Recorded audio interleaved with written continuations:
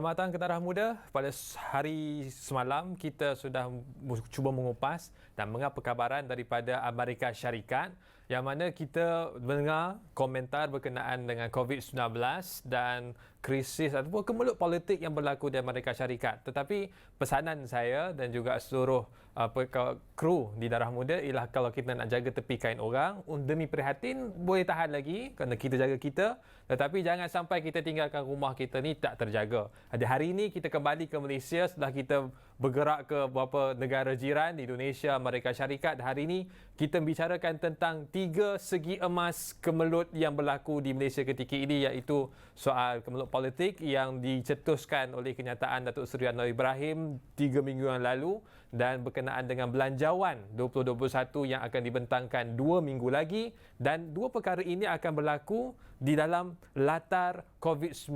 Dan pada malam ini kita nak mendengar dan kita bawakan di Darah Muda sebuah pertubuhan masyarakat sivil ataupun civil society organisation yang mana peranan CSO sudah pun menjadi suatu keutamaan dan sudah pun diakui, khususnya di peringkat Kementerian Belia dan Sukan melalui kenyataan-kenyataan yang dikeluarkan oleh Yang Berhormat Menteri mengenai peranan CSO untuk membangun negara. Dan kerana itu pada malam ini Darah Muda membawakan Angkatan Belia Islam Malaysia ABIM untuk memberikan komentar tentang isu yang dibangkitkan Darah Muda malam ini. Dan ketika ini talian Darah Muda bersama dengan saya Muhammad Faisal Abdul Aziz, Presiden Angkatan Belia Islam Malaysia ketika ini. Dan Faisal, saya nak mulakan malam ini untuk mendengar satu penjelasan yang paling tuntas saya boleh berikan berkenaan dengan peranan ABIM dalam berhadapan dengan situasi dan juga krisis yang berbangkit dalam masa yang terdekat ini. Selain daripada sekadar mengeluarkan kenyataan media, apakah lagi peranan ABIM secara khususnya dan juga CSO? Baik, Assalamualaikum warahmatullahi wabarakatuh. Terima kasih saudara Irfan. Clear, line clear? Clear tapi putus-putus sikit, tapi teruskan sila. Okey, baik. Yang pertama, terima kasih kepada Darah Muda kerana menjemput kami, wakil anak muda yang masih lagi berdarah panas tentu dalam situasi politik plus COVID-19 dan juga perbahasan bajet akan datang. Baik, balik kepada persoalan tentang peranan ABIM sebagai NGO. Memang sebenarnya yang paling utama ialah kenyataan media. Itu no kompromi. Yang mana selain daripada kenyataan media, sebenarnya ABIM melihat lebih kepada ruang mencari penyelesaian, solution based. Baik, berbalik kepada persoalan tentang kemelut politik. ABIM sudah lama menerusi pendirian dan juga menerusi engagement dengan beberapa komiti jawatankuasa, cuba untuk membawa jalan penyelesaian tuntas kepada isu yang melanda situasi masyarakat ataupun negara. Antaranya, kita meletakkan bagaimana harus mandat rakyat ini dihormati dengan digubal undang-undang, sebagai contoh undang-undang The Recalls of MP Act atau penunjukan ahli parlimen, bagi memastikan rakyat akhirnya diberikan kebebasan ruang untuk memilih wakil rakyat sekiranya wakil rakyat tersebut mengabaikan mandat rakyat. Jadi itu yang pertama. Jadi balik kepada isu-isu ini, sebenarnya ABIM sudah lama bersama dengan masyarakat mengemukakan penyelesaian tuntas. Jadi selain daripada kenyataan media yang kita keluarkan, ABIM sebenarnya menerusi beberapa jawatankuasa penting. Antaranya, sewaktu Pakatan Harapan memenangi pilihan raya, ABIM telah bersama dalam siri engagement dengan pejabat Speaker Dewan Rakyat. Kita berpartisipasi, malah kita menganjurkan program di Parlimen untuk meminta supaya ahli Parlimen mengambil tahu tentang apa yang kita suarakan dalam konteks yang tadi saya sebut, the Recalls of MP Act, penambahbaikan pilihan raya, penambahbaikan empowerment of the society dan sebagainya. Itu yang pertama. Dan yang kedua, ABIM terlibat secara langsung dalam Electoral Reform Committee, ERC, di bawah keluargaan Tan Sri Rashid. Selain daripada kita juga bagi aktif, kita pernah membentangkan laporan yang dibuat oleh ABIM menerusi engagement dengan masyarakat kepada kaukus Tabik Urus dan Reformasi Parlimen. Dan juga yang terkini di bawah satu kaukus berkaitan dengan pilihan raya di bawah kelolaan Datuk Seri Nazir Aziz. Kita telah mulakan engagement awal, tapi masih terlalu awal lah untuk kita bawa apa yang kita hasratkan. Jadi balik kepada persoalan asal, bila mana sebut tentang peranan besar ABIM, kita bukan hanya keluarkan kenyataan, tapi sebenarnya kita telah pun mengorak langkah, kita engage dengan pejabat Speaker Dewan Rakyat, kita engage dengan ahli parlimen, kita engage dengan jawatankuasa Caucus Parlimen sendiri dan juga beberapa jawatankuasa penting, supaya yang penting bagi ABIM ialah kita nak menuntaskan isu ini. Kita tidak lagi mahu berlaku gejala lompat parti, gejala permainan rakyat, kerana kalau ataupun lihat dalam situasi ini bukan situasi baru ataupun ini bukan situasi yang unexpected. Sebab kalau kita lihatlah situasi politik yang berlaku di negeri Perak, situasi politik yang berlaku di Sarawak, di Sabah, malah di banyak negeri dalam siri-siri politik pertukaran kerajaan yang berlaku di luar pilihan raya, inilah yang berlaku. Jadi ya, Saudara Faisal, kalau boleh saya mencelah di situ, ya, kita sudah jelas berkenaan dengan peranan ABIM dalam dua isu yang berbangkit ini, tapi tinggal lagi di peringkat mata awam, tindakan-tindakan dan peranan yang Saudara Faisal sebutkan tadi berlaku di belakang tabir dan kesannya belum dapat dirasai oleh masyarakat. Dan ketika ini dalam situasi yang sangat getir, yang kita mahukan ialah suatu solusi, bukan saja solusi tapi suatu kesan yang memberikan impak kepada masyarakat yang boleh dirasai secara bersama. Dan itu membawa saya kepada persoalan berkenaan dengan apakah kaedah terbaik untuk kita menyelesaikan kemelut politik ini. Kalau boleh saya ungkapkan dan ambil daripada cadangan dikemukakan oleh Profesor Syam Rohai Abdul Aziz pada 22 Oktober. Antara lain menyatakan bahawa kalau nak selesaikan krisis politik yang berlaku ketika ini, antara solusi-solusi yang ditawarkan ialah sama ada kita laksanakan rundingan secara aman ataupun suluh, undi tak percaya di dalam Dewan Rakyat, digagalkan sebarang rang undang-undang yang dibentangkan dalam Parlimen, diprorok Parlimen sehinggalah dilantik Perdana Menteri yang baru dan dilantik Perdana Menteri interim, Perdana Menteri sementara ataupun diisytiharkan darurat. So itu antara yang dicadangkan oleh Profesor Syam Rohayu. Tapi dari peringkat ABIM sendiri, bagaimanakah kaedah terbaik untuk kita menyelesaikan kemelut politik semasa sekiranya tidak mahu dilaksanakan pilihan raya? Ya, saya sebenarnya melihat Parlimen ialah merupakan medan yang terbaik selain daripada beruli yang memulih daripada ke Yang Dipertuan Agong. Yang terbaik ialah Yang Dipertuan Agong sendiri. Kerana apa? Kerana dalam Perlembagaan Persekutuan, perkara 3 menyatakan bahawa perkara 43 menyatakan bahawa Yang Dipertuan Agong itu boleh melantik Perdana Menteri yang mana dalam perkiraan baginda memiliki koman ataupun memiliki sokongan majoriti ahli parlimen. Dalam saya sama bila sebut tentang isu minority government, hari ini kita tahu bahawa Perikatan Nasional ialah minority government. Jadi kalau pada hemat Yang Dipertuan Agong bahawa kerajaan di bawah pimpinan Tan Sri Muhyiddin Yassin ini sudah hilang majoriti, maka dalam undang-undang berdasarkan kepada reference kepada undang-undang kes Presiden kes Datuk Seri Nizam dan juga Datuk Seri Zamri, yang Dipertuan Agong ataupun dalam di meletakkan jawatan. Jadi itu yang pertama. Solusi yang pertama ialah akhirnya terletak kepada tangan baginda Yang Dipertuan Agong. Jika pada hemat baginda kerajaan hari ini sudah hilang majoriti, maka baginda sebenarnya berkuasa untuk meminta supaya Perdana Menteri meletakkan jawatan dan juga memilih Perdana Menteri baru yang pada hemat baginda memiliki sokongan majoriti. Itu yang pertama. Dan yang kedua sudah pasti ialah menerusi pentas Parlimen. Kita harus faham awal November ini akan berlakunya sidang Parlimen dan sepatutnya by convention sebelum sebarang usul malah usul kerajaan ingin dibahaskan pindahan undang-undang, bajet dan sebagainya, Speaker Dewan Rakyat harus memberi keutamaan kepada usul undi tidak percaya terlebih dahulu. Itu bagi saya by convention ianya.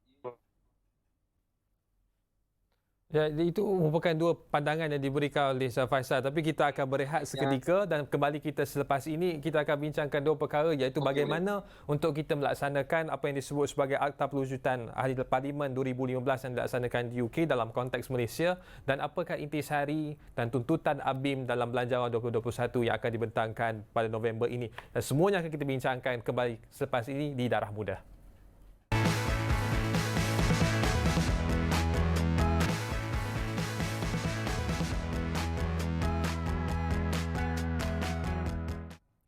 Ya, kembali ke Darah Muda dan kita masih lagi membincangkan tentang isu krisis politik di Malaysia, soal COVID-19 dan juga Belanjawan 2021 yang akan dibentangkan dalam masa yang sangat dekat ini. Dan seperti biasa, saya juga dan seluruh kru Darah Muda menggalakkan saya untuk berikan cadangan-cadangan berkenaan dengan Belanjawan 2021 ini, kerana Belanjawan inilah berkenaan dengan kita semua. Dan kembali kepada perbincangan pada malam ini, saya nak teruskan perbincangan dengan mengupas sedikit sebanyak tentang apa yang disebut oleh Sir Faisal sebentar tadi berkenaan dengan Akta Perlucutan Ahli Parlimen 2015 United Kingdom.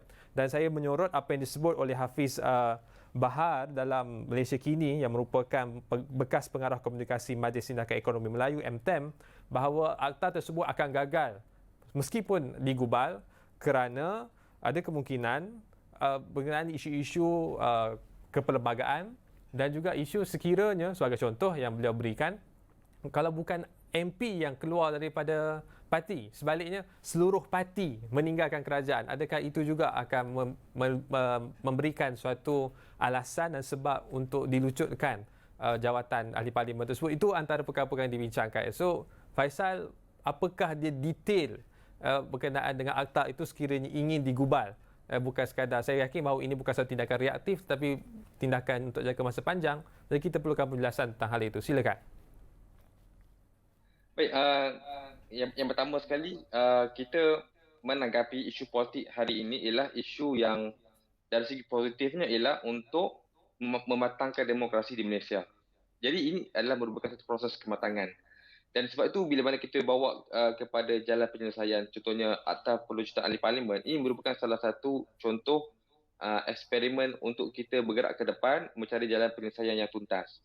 Baik, berbalik kepada isu persoalan mengapa ABIM menegaskan ataupun sering membawa perkara ini sebagai perkara pokok untuk dibahaskan. Kerana yang pertama, kalau kita meletakkan mekanisme undang-undang anti lompat, itu bermasalah. Kalau kita nak letakkan sebuah undang-undang yang secara directly anti kepada lompat parti, itu memang bermasalah. Sebab apa? Yang pertama, dari segi perlembagaan, undang-undang, kes, memang ianya bercanggah dengan hak berpersatuan dalam fundamental liberties dalam perlembagaan persatuan.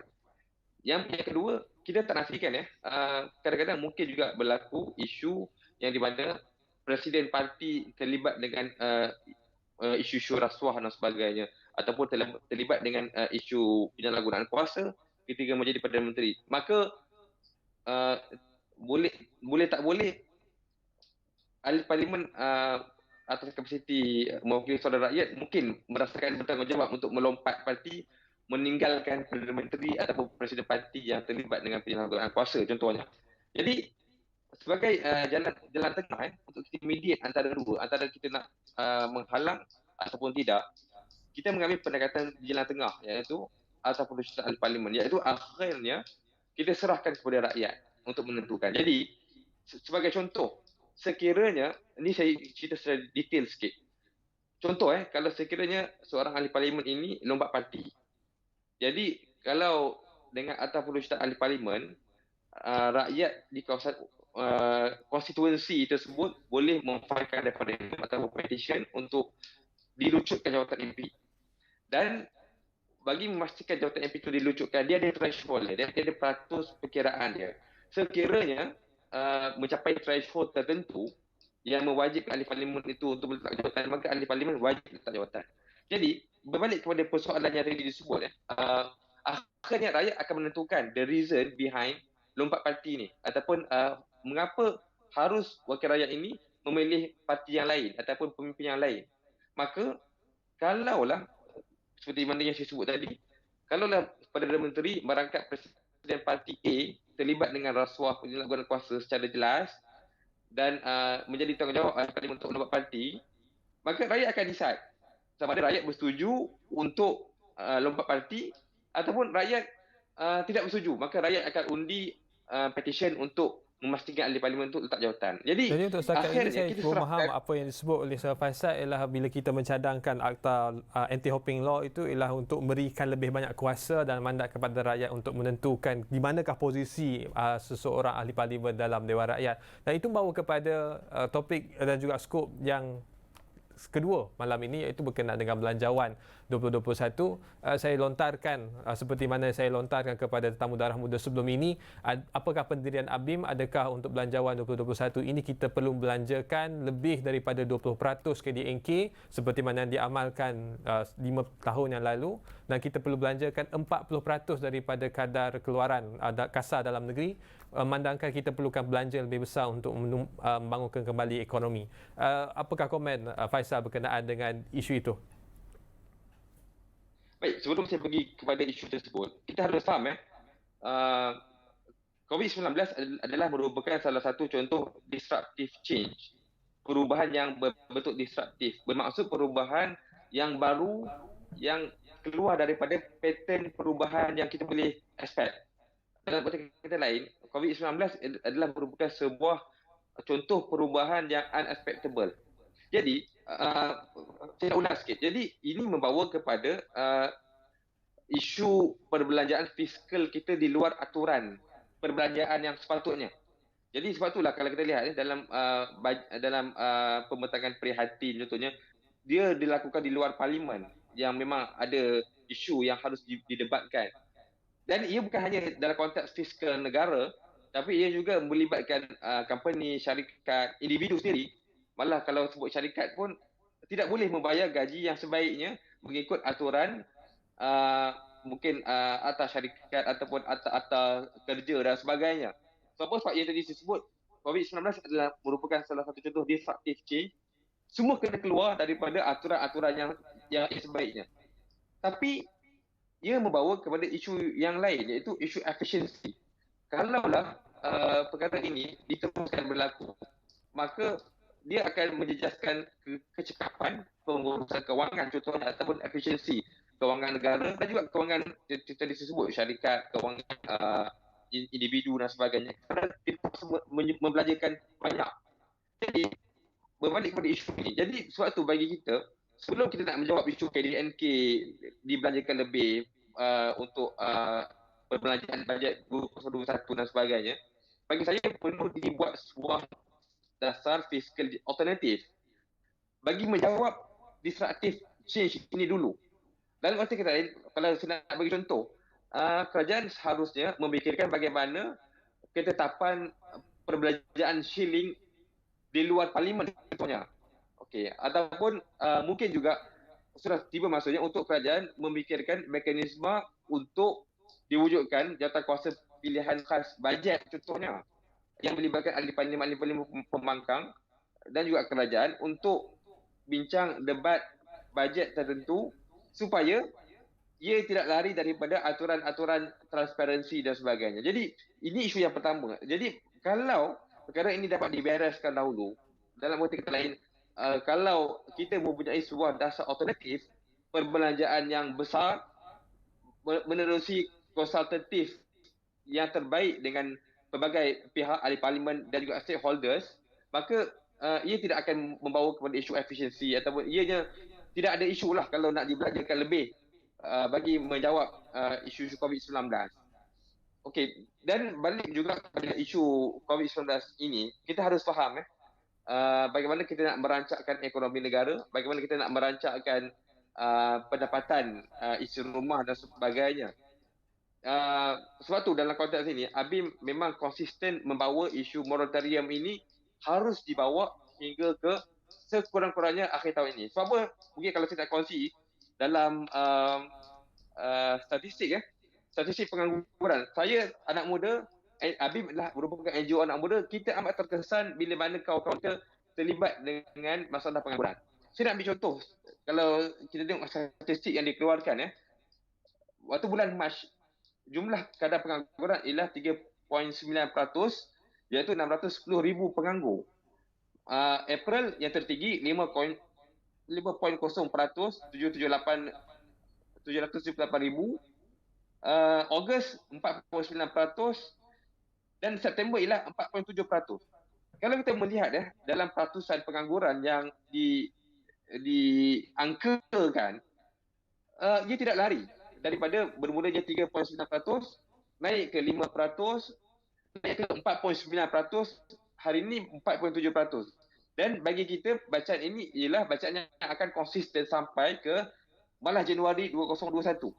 Sebab tu bagi kita bila mana sebut tentang bajet ataupun belanjawan 2021, kerajaan harus mengekalkan moratorium ini sekurang-kurangnya sehingga akhir hujung tahun ini. Sebab apa? Sebab trend ini trend yang saya fikir tidak akan berbeza dari segi perubahan. Ada naik, ada turun. Jadi sebab tu bila mana sebut tentang moratorium dan juga imbuhan kepada subsidi upah.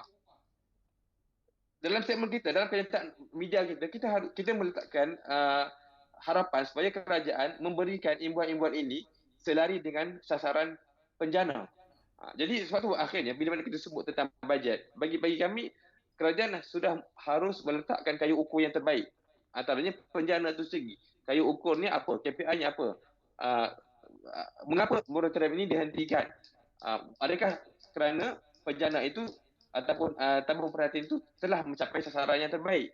Ya, dan saya kira tak kira dapat ada yang yang kasar berkenaan dengan apakah yang ABIM inginkan dalam belanjawan 2021 itu dari sudut intisarinya. Tapi kalau boleh juga saya tanyakan, kalau kita ambil balik daripada bincangan kita sejak awal kita bermula tadi, adakah ABIM juga melihat pembentangan belanjawan 2021 pada 2 minggu lagi ini sebagai salah satu indikator ataupun titik tolak dan tarikh mati untuk menentukan berakhirnya krisis politik di Malaysia dengan usaha sekiranya ada dari pihak perbankan untuk menggagalkan pembentangan belanjawan tersebut, dan itu menjadi salah satu option yang ABIM kira harus diambil kira untuk menghentikan ataupun mengakhiri kemelut politik di Malaysia. Baik, saya punya saranan ialah sebelum bajet ini dibentangkan, usaha undi tidak percaya daripada Tengku Razali Hamzah sebagai contoh harus didahulukan terlebih dahulu. Kerana apa? Kerana kalau kita menangguhkan usul undi tidak percaya ini ke belakang, akhirnya kita tidak boleh menjawab teka-teki sama ada belanjawan 2021 ini boleh diluluskan ataupun tidak. Jadi sebelum bajet ini tidak diluluskan di Parlimen, maka ia harus ditest. Dia kena melalui jalan tested dulu ataupun diuji dulu dengan undi tidak percaya. Dan saya fikir kalaulah undi tidak percaya yang dibawa oleh Tengku Razali Hamzah ini gagal, maka ia memberi indikator bahawa belanjawan 2021 ini akan dapat diluluskan. Jadi bagi kami, bagi rakyat, bajet 2021 ini amat penting, amat signifikan untuk diluluskan. Tapi sebelum ianya diluluskan, kerajaan harus dijamin kestabilannya terlebih dahulu menerusi undi tidak percaya yang dibawa oleh Tengku Razali Hamzah ini dikedepankan terlebih dahulu. Kerana apa? Kerana kalau kita lihat, kalau andai katalah disebabkan undi tidak percaya ini dibelakangkan, tiba-tiba bila bajet ini dibentangkan dan gagal untuk diluluskan, impaknya cukup besar. Kali pertama dalam sejarah belanjawan 2021 tidak dapat diluluskan, malah dia memberi implikasi yang buruk kepada pelabur-pelabur luar.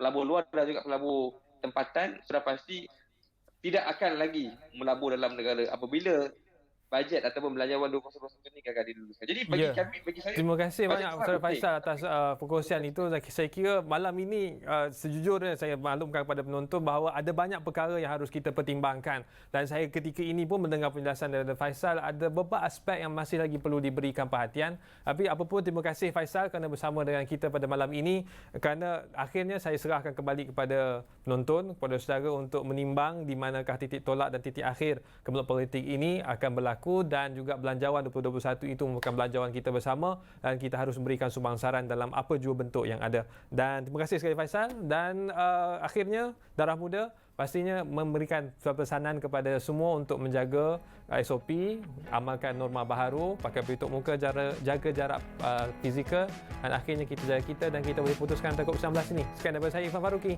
Jumpa lagi.